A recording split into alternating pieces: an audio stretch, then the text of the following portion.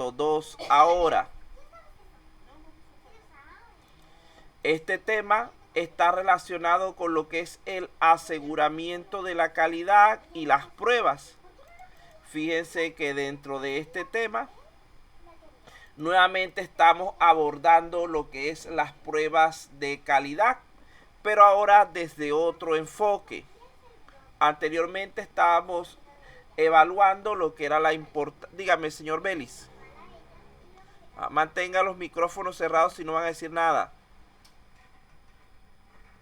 Bueno, anteriormente estuvimos hablando de la prueba de las pruebas y la calidad, pero respecto a la importancia que tienen las buenas prácticas para el éxito en estos elementos. Ahora vamos a hablar específicamente de ciertas pruebas que podemos utilizar dentro de lo que son los desarrollos de software. Fíjense que aquí tenemos lo que es importante pensar que para garantizar el aseguramiento de la calidad es necesario realizar pruebas de manera suficiente. En este punto vamos a estudiar solamente por cuestiones de tiempo lo que son las pruebas de confiabilidad. Este es el tema creo que más largo de los 4 que vimos. Vean que, como habíamos dicho ya, no siempre, aunque lo ideal fuera que aplicáramos en todos los proyectos todas las pruebas existentes, esto no es posible, ya que las mismas van a depender de diversos factores, entre los cuales destacan los siguientes. En primer lugar, el marco de referencia aplicado. No es lo mismo una prueba para lo que es un sistema de colegio que para una tienda o para un hospital. No es lo mismo una prueba para un banco que para un odontólogo. Vean que son casos totalmente diferentes y deben hacerse pruebas diferentes de acuerdo a ese marco de referencia, a ese tipo de negocio. Luego estaría dependiendo del tipo de software. Recuerden que hemos hablado básicamente desde el punto de vista más sencillo de 3 tipos de software. Los software transaccionales, los gerenciales y los de tipo experto.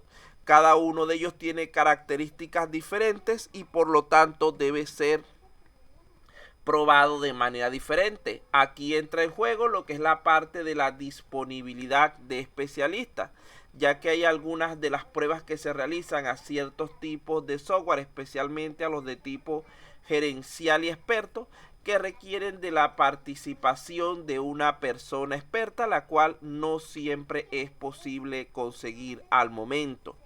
Tenemos la cultura organizacional del grupo de desarrollo, que lo que implica es cómo estamos acostumbrados nosotros como desarrolladores a probar nuestro sistema.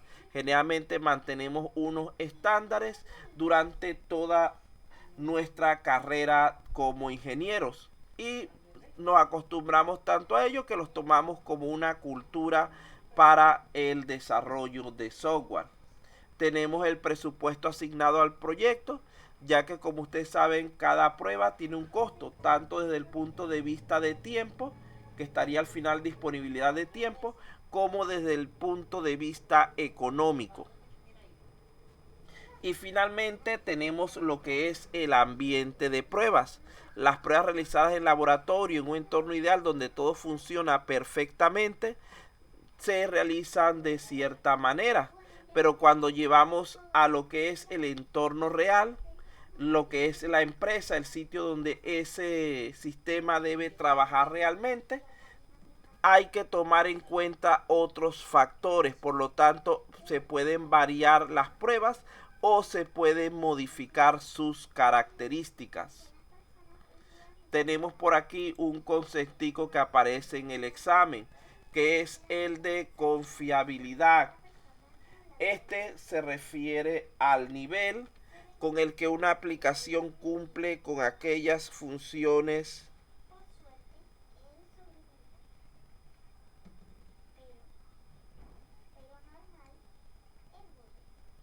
bueno, lo que sería el... ¿Dónde estoy? Deme un segundito para responderle aquí algo a la gente de coordinación que me están preguntando el delegado de noveno ciclo. Déjenme mandarlo.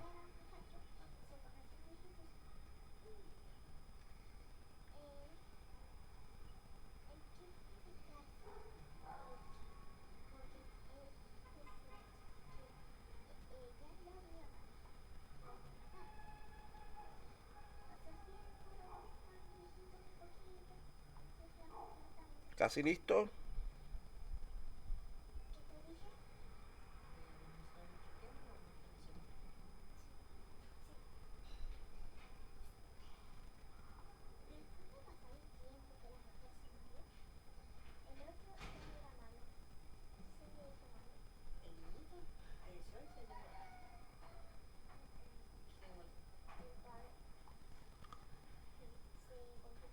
Listo, continuamos entonces. Esto lo que hace referencia realmente es al nivel de adecuación que tenga el sistema a lo que es los requerimientos, las características que se establecieron al principio. A eso es que nos referimos allí.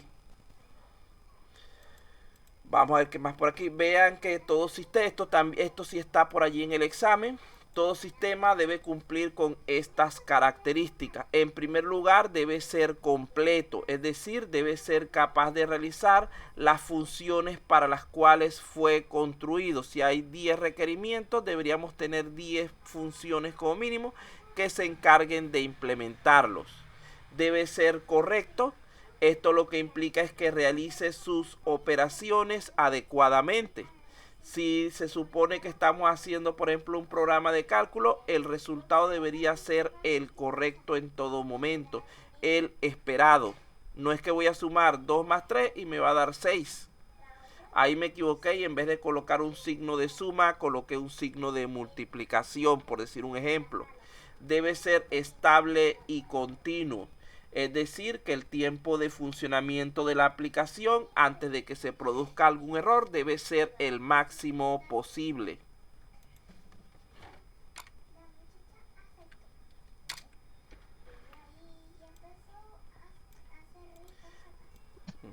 Déjeme poner esto que no lo había puesto. Ajá, debe ser también robusto y trazable. El ser robusto implica la capacidad de recuperarse después de una falla. El ser trazable implica que existan adecuados controles respecto a lo que es la detección y seguimiento de errores.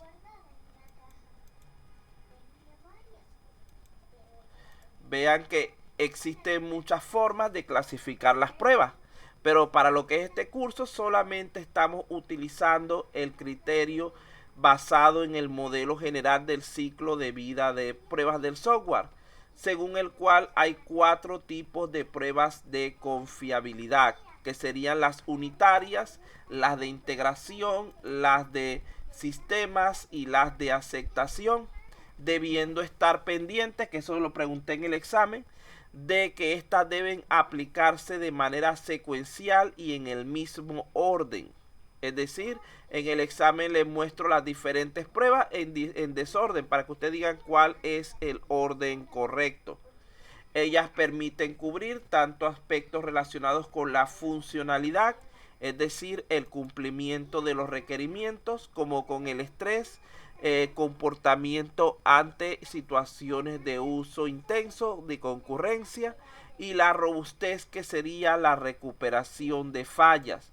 Vean que ellas nos permiten cubrir los elementos solicitados por nuestra idea del curso. Estas pruebas, esto también sale en el examen, estos dibujitos así. Estas pruebas pueden verse desde diferentes puntos de vista. Vean que en primer lugar tenemos de acuerdo a su tipo de ejecución. Todas ellas deberían ejecutarse siempre en entornos dinámicos, aunque la prueba de tipo unitaria es la excepción, que puede aplicarse tanto de forma dinámica como estática, ya que ella permite lo que es la revisión de diagramas, modelos y cuestiones que están en papel, sin necesidad de que el sistema esté funcionando. Tenemos también que estas pruebas pueden ser ubicadas dentro de lo que es el modelo RUC. Aquí está. Dentro de este modelo podemos ver que estas pruebas se realizan generalmente o deberían realizarse siempre a partir de lo que es la fase de construcción, ya que requerimos de un prototipo, requerimos de que el sistema esté activo para poder hacer dicha prueba, aunque nuevamente la prueba unitaria por sus mismas características puede darse en lo que es la fase de modelado, mediante la revisión de los diferentes diagramas y otros documentos como casos de uso, etcétera, que pueden ser verificados en papel, por lo tanto pueden ser verificados en la fase de elaboración o modelado. Tenemos aquí que existen al menos dos enfoques básicos para las pruebas. Uno es el enfoque de tipo usuario, que se basa en pruebas de caja negra, donde hay altos niveles de abstracción. Por lo tanto, la abstracción lo que significa es ocultarle al usuario los detalles sobre cómo funciona el proceso, que es lo que sale en el dibujo de la izquierda. Vean que está una caja negra donde el usuario no sabe lo que pasa en el medio. Él conoce las entradas que está aportando y las salidas que está recibiendo únicamente. Y tenemos el enfoque del desarrollador, que es de tipo caja blanca, donde se tienen total acceso a lo que son los detalles internos de los procesos y no solo a elementos externos como en el caso del usuario. Algo importante, en el momento que el usuario empieza a entrar dentro de lo que son las pruebas, las mismas deben ser diseñadas como de caja negra. Las pruebas de caja blanca únicamente se aplican o se desarrollan a pruebas que no va a tener participación de ninguna clase del usuario. ¿Por qué? Porque el usuario no tiene el conocimiento, la capacidad, etcétera, ni le interesan dichos detalles. Y a nosotros como desarrolladores tampoco nos conviene que el usuario se meta con lo que es el código fuente. No vaya a ser que probando nos echa a perder todo el sistema. Porque recuerden que él no tiene el conocimiento técnico. Vean que aquí podemos decir que las pruebas de confiabilidad, de acuerdo a su enfoque, las de la parte de arriba, son enfocadas al desarrollador, es decir, son de tipo interno de caja blanca. Las de la parte de abajo son enfocadas al usuario, es decir, son de tipo externo de caja negra. Hay una prueba que es realizada por ambos, que es la de sistema, donde a pesar de que el desarrollador también participa, como les dije ya, el enfoque debe ser hacia lo que es el cliente.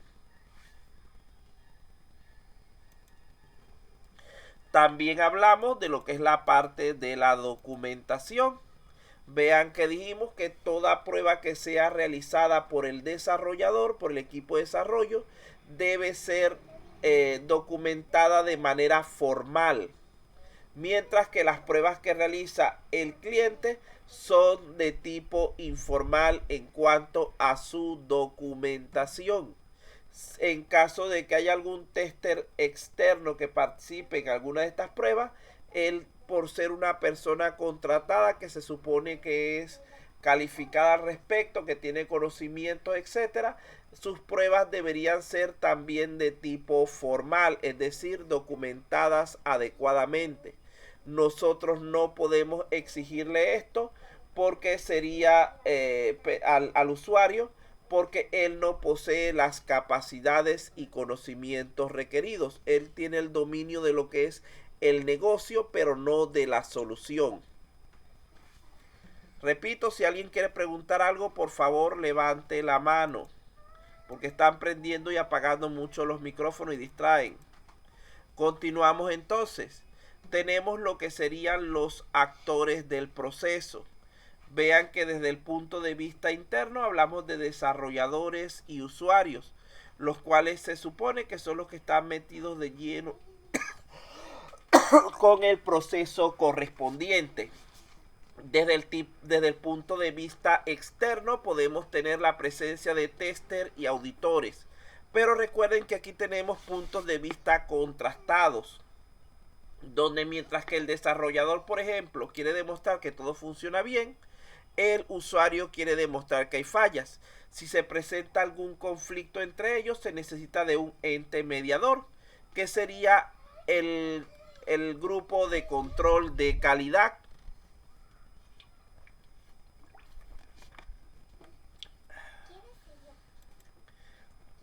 Aquí tenemos lo que sería ahora las pruebas unitarias. Básicamente esta definición aparece en su examen tal como está. Dice que son las primeras. Acuérdense que las unitarias es lo primero que evaluamos, cada pieza por separado. Ellas evalúan elementos básicos, nunca evalúan el sistema completo, sino sus elementos, recordando que nosotros podemos ver, por ejemplo, el sistema como un conjunto de módulos y podemos hacer una prueba unitaria a cada módulo porque varios módulos conforman un sistema. Podemos ver el módulo como un conjunto de funciones, donde allí podríamos hacer pruebas unitarias a cada función porque varias de ellas conforman un módulo. Estas unidades o bloques, podemos ver una función como un conjunto de bloques y un bloque como un conjunto de sentencias.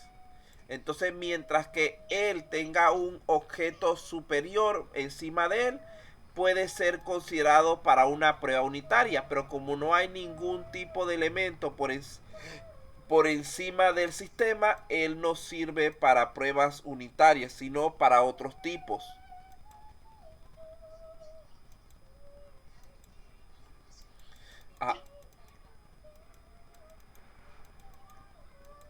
Aquí tenemos entonces varias cositas que ya revisamos, las voy a pasar rápidamente. Las pruebas unitarias no evalúan el sistema.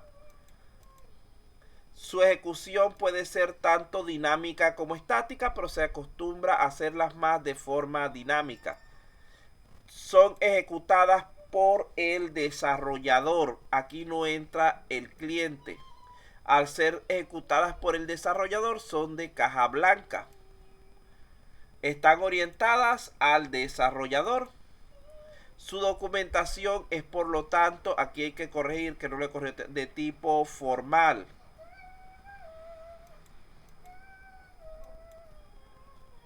Luego venía la parte de las pruebas de integración. Vean que en estas pruebas de integración lo que se pretende es validar el software a través de diversas interfaces y casos de uso, tomando en cuenta que la salida de un componente es la entrada de otro. Vean que esta es la segunda prueba. Deberíamos haber ya hecho las pruebas unitarias antes de meternos con pruebas de integración. ¿Por qué?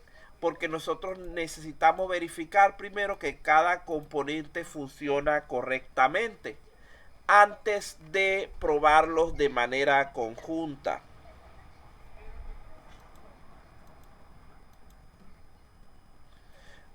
Esto debe realizarse porque muchas veces puede resultar que las funciones, aunque hayan dado correcto en las pruebas unitarias, cuando trabajan juntas nos den resultados incorrectos o inesperados. También puede producirse que los pequeños errores que hemos tomado como aceptables para cada elemento individual. ¿Aló?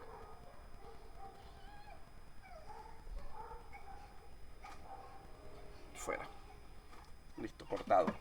Los pequeños defectos que hemos considerado aceptables para cada elemento individual, cuando los juntamos para construir una sola función grande, pueden crecer hasta niveles inaceptables. Vean que se pueden perder datos entre interfaces, los resultados no pueden ser los correctos, etcétera. Todo esto lo hablamos previamente. Aquí tenemos entonces lo que era el resumen de las pruebas de integración. Fíjense que en primer lugar, denme un segundo, muchachos, de nuevo. Buenas noches, díganme rapidito, estoy en clase.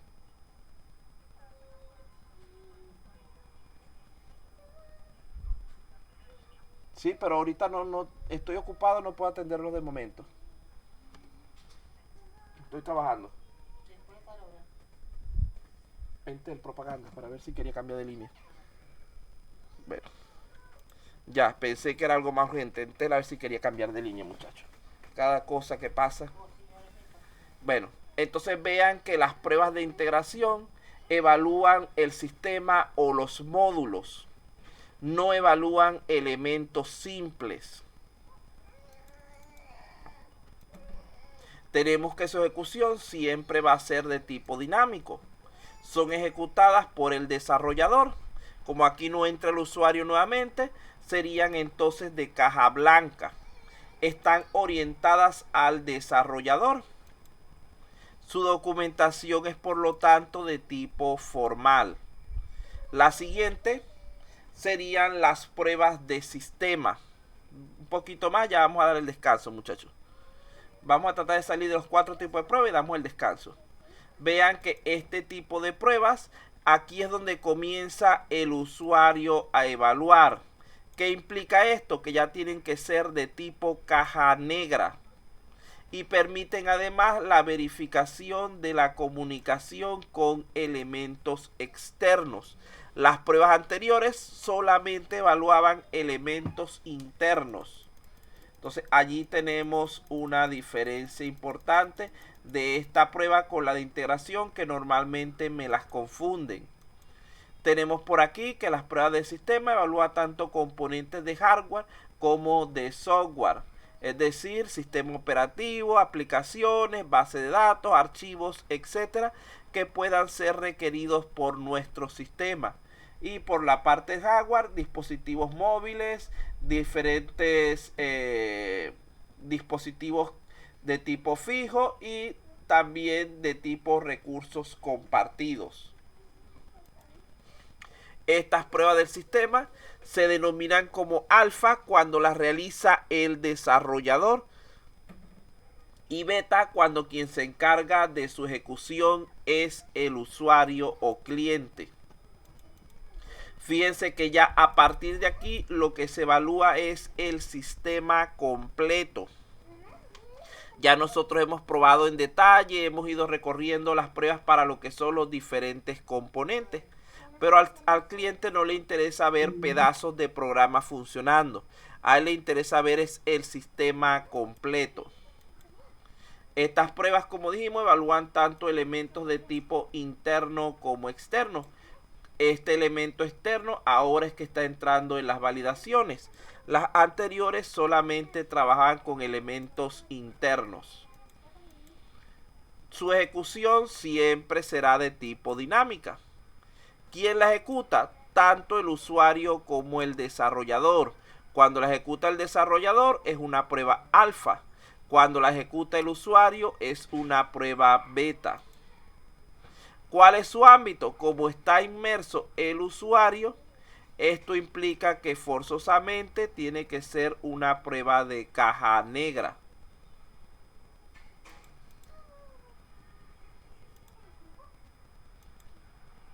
¿A quién está orientada? Están orientadas a lo que es el usuario.